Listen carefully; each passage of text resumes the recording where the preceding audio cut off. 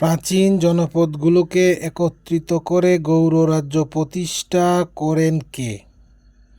স্বাধীন গৌড় রাজ্য প্রতিষ্ঠা করেন কে? শশাঙ্ক। মহাসামন্ত কার উপাধি ছিল বা মহারাজাধিরাজ উপাধি ধারণ করেন কে? শশাঙ্ক। কে গৌড়ের স্বাধীন নরপতি ছিলেন? শশাঙ্ক। শশাঙ্কের রাজধানী ছিল কর্ণসুবর্ণ। পুষ্যভূতি রাজবংশ। পুষ্যভূতি বংশের শ্রেষ্ঠ রাজা কে ছিলেন? হর্ষবর্ধন।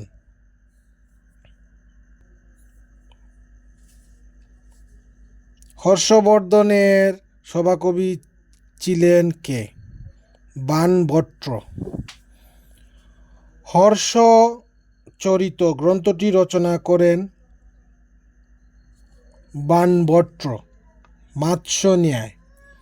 মাৎস্যন্যায় বাংলায় কোন সময়কাল নির্দেশ করে?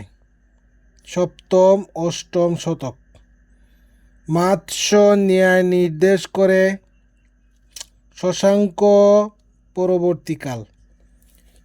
মাৎস্যন্যায় নির্দেশ করে রাজনৈতিক পরিস্থিতি। মাৎস্যন্যায় ধারণাটি কিসের সাথে সম্পর্কিত? আইন শৃঙ্খলাহীন অরাজক অবস্থা। মাৎস্যন্যায় সম্পর্কে জানার উৎস। সন্ধ্যাকর নন্দীর বিবরণ। মাৎস্যন্যায় কোন শাসন আমলে দেখা যায়? পাল তাম্র শাসন আমলে। মাৎস্যন্যায় নির্দেশ করে গোপালের আগমন। পাল বংশ। বাংলার প্রথম দীর্ঘস্থায়ী রাজত্বের নাম কি? পাল বংশ। কোন বংশ প্রায় 400 বছরের মতো বাংলা শাসন করেছে? পাল বংশ। বরেন্দ্র যে রাজাদের পিতৃভূমি? পাল রাজা। বাংলার প্রাচীন পাল রাজবংশ কোন ধর্মাবলম্বী? বৌদ্ধ।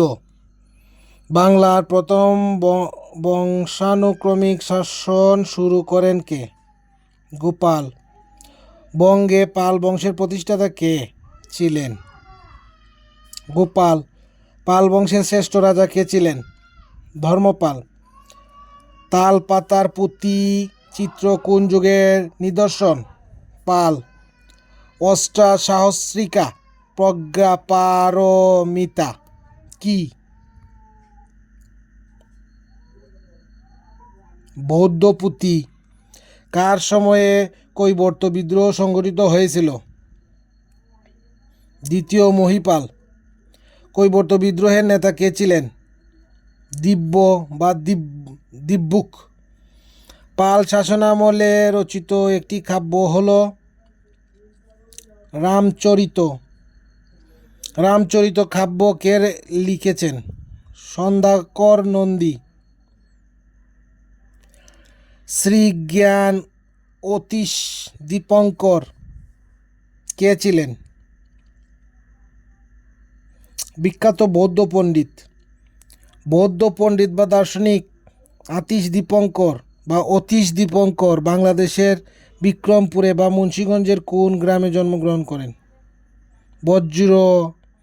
বজ্রযোগিনী গ্রামে। পণ্ডিত অতীশ দীপঙ্করের জন্মস্থান কোনটি? বিক্রমপুর। অতীশ দীপঙ্কর বাংলাদেশে বর্তমান কোন জেলার বাসিন্দা ছিলেন? মুন্সিগঞ্জ। অতীশ দীপঙ্কর কোন জেলায় জন্মগ্রহণ করেছিলেন? ঢাকা। অতীশ দীপঙ্কর কোন দেশে বৌদ্ধ ধর্ম প্রচার করে বিখ্যাত হন? তিব্বত। দক্ষিণ পূর্ব বাংলার স্বাধীন রাজ্য। করগ রাজবংশ বা বংশ রাজত্ব করেন দক্ষিণ পূর্ব বাংলায়?